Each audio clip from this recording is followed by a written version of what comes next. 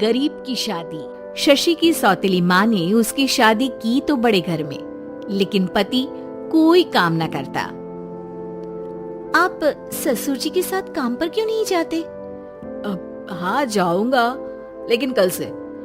आज जरा मैं दोस्तों के साथ घूमने जा रहा हूँ। शशि के 2 बच्चे होते हैं, लेकिन रमेश का हाल वैसा का वैसा ही रहता है। एक दिन, सुनिए ना, बच्चा रो रहा है, इसके दूध के लिए पैसे नहीं है। अरे तो पिताजी से ले लो ना। क्यों? अगर आप में कमाने की क्षमता नहीं थी तो शादी क्यों की? तभी घर आई बड़ी ननद बोल पड़ती है, आहा, तुम्हारी माँ को साफ साफ कह दिया था कि लड़का ना कमाता है ना कभी कमाएगा। हम 4 बहनें हैं इसका ख्याल रखने के लिए, और पिताजी का इतना सारा पैसा, तुम्हें किस चीज की कमी रखी है?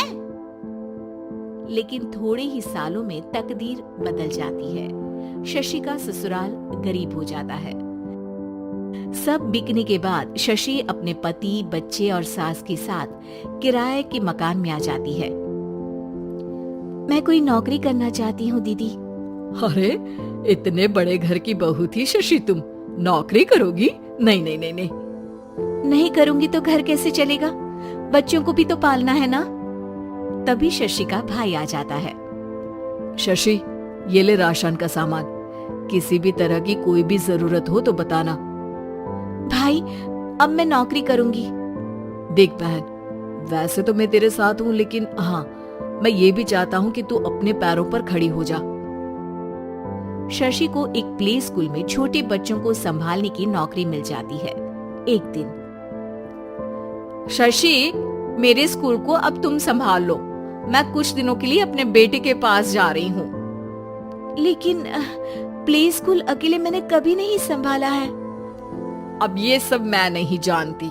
इतने महीनों में तूने जो देखा, बस पूरे आत्मविश्वास के साथ उसे करना।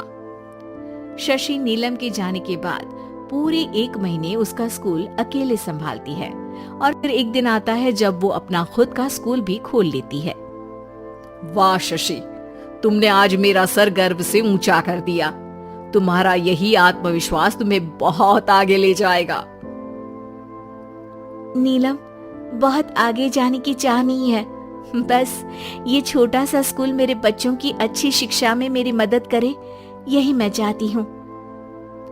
शशि थोड़े थोड़े पैसों से ही अपना परिवार पाल रही थी। एक दिन उसके घर उसकी बड़ी ननद आती है।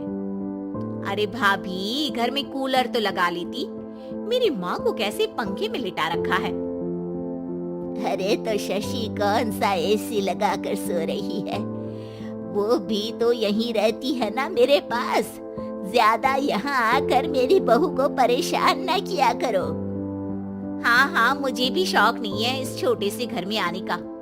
मैं तो बस ये बोलने आई थी कि मेरे बेटे की शादी है तो ननिहाल का जो नेग होता है वो ले आना। हाँ, जितना बनेगा कर देंगे, और ना हुआ ना तो वो भी नहीं करेंगे। तभी शशि बोल पड़ती है, अरे नहीं माँ जी, रीटा घर की बेटी है, उसके ससुराल वाले उससे शादी पर पूछेंगे कि मायके से क्या मिला। रीटा, तुम मुझे सामान की लिस्ट भेज देना, मैं पूरी कोशिश करूंगी कि तुम्हारी हर डिमांड को पूरा करे। अच्छा, मैं खाना लगाती हूँ। शशि ये बोलकर किचन में चली जाती है। धीरे धीरे कर शशि किसी न किसी तरह अपनी सारी ननदों की डिमांड भी पूरी करती, बच्चों की ख्वाहिशें भी, और उनकी पढ़ाई के लिए पैसे जोड़ती। एक दिन जब शशि का बेटा 12वीं पास करके आता है, माँ, अब तुझे काम करने की जरूरत नहीं है, मैं अब कोई ना कोई नौकरी करके पढ़ाई भी साथ कर लिया करूंगा।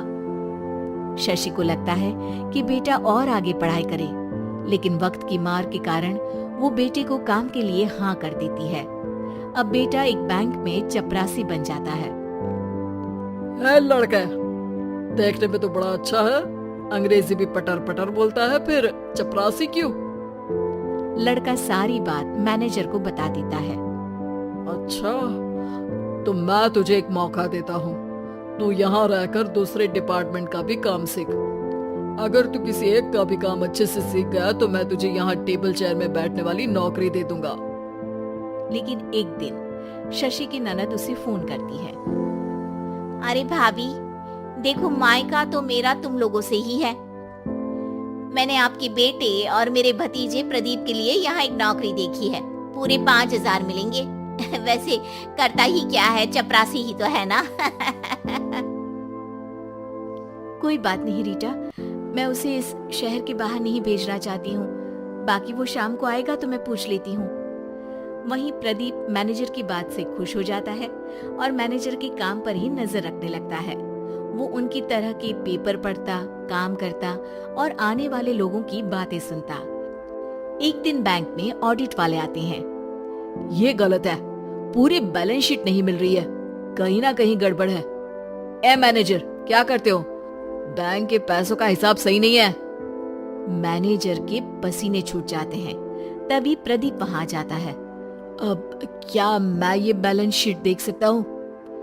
अरे बेटा मजाक नहीं, जाओ पानी लेकर आओ एक गिलास।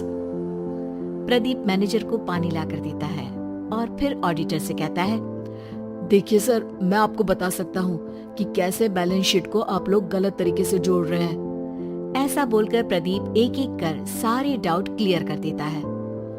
अरे हाँ, ये तो पॉइंट हमने देखे ही नहीं थे। गुड, कौन है ये बच्चा?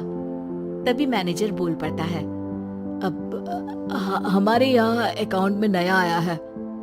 ऑडिटर के जाने के बाद, वाह प्रदीप, आज तो तुमने मेरी नौकरी बचा ली। और आपने भी तो मेरी नई नौकरी लगा दी, अकाउंटेंट की। बस फिर क्या था, प्रदीप ने एक बार जो सफलता की सीढ़ी चढ़ी, बस चढ़ता ही चला जाता है।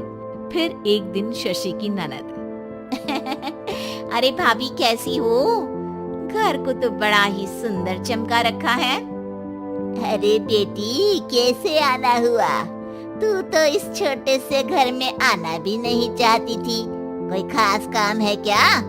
अब हाँ, वो माँ, मेरा जो मझला बेटा है ना, वो अकाउंट से पढ़ाई कर रहा है, तो प्रदीप से बोलकर उसकी भी कहीं अच्छी नौकरी लगा दो ना। सास और शशि समझ जाते हैं कि कैसे पैसे आते ही लोगों के बात करने के तरीके से लेकर रिश्ते निभाने तक में बदलाव आ जाता है।